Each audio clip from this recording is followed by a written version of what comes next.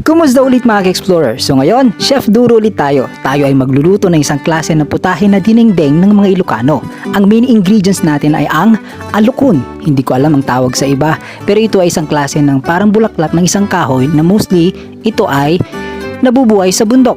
At hindi pa niya totally na season ngayon kaya medyo may kamahalan din to. Kaya ito yung mga perfect na sahog ng alukon na to. Ito ipapakita ko sa inyo at paano siya lulutuin. Tara, magluto tayo! Ang una nating ingredients ay ang kamote. Oo, pagkatapos yung bunga ng malunggay. Oo, tapos syempre, ito yung alukon na sinasabi ko. Isang klase ng bulaklak ng kahoy.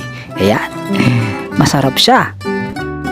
Ito, mas masarap kasi kung yung purong laman ng bunga ng malunggay ang ating isasahog at hindi na natin isasama yung mga balat nito. So, kailangan lang magtiyaga at tanggalin o hiwa-hiwain natin at tanggalin yung pinakalaman ng bunga ng malunggay. Gaya nito.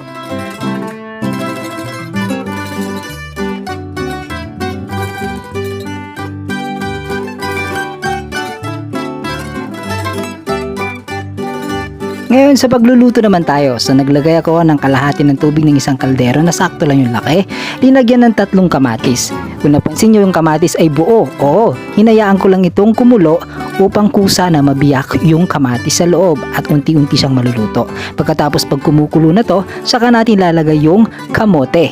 Ayan, papalambutin lang natin to ng mga 2 minutes siguro.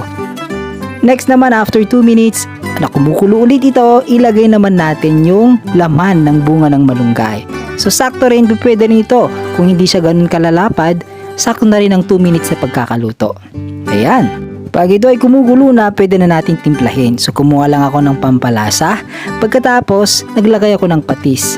Nasanay kasi kayo ng Ilocano ay bagoong na isda ang ginagamit. Pero ako, medyo hini-hini muna tayo sa maaalat, so patis ang ginagamit namin, hindi na kami gumagamit ng bagoong ng isda. Ito pa ang isa sa mga sikreto kung bakit masarap yung dinengdeng ng mga Ilocano, ang paglalagay ng mga inihaw na isda o pritong isda gaya nito. Dinagyan ko siya ng prito na galunggong. Iba yung lasa pag may nasahog na prito o ihaw na mga isda. Yun.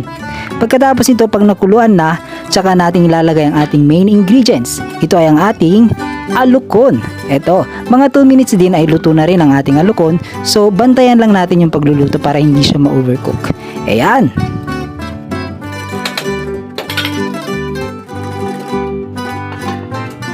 Wala, ito na mga ka-explorer. Ito na ang luto natin na dinengdeng na alukon na may kamote at bunga ng malunggay na may sahog na prito na galunggong. Med kayo na apo, nag-imas pangal daw may manganta yon. Maraming salamat ulit mga ka-explorer. See you sa next video. God bless, stay safe.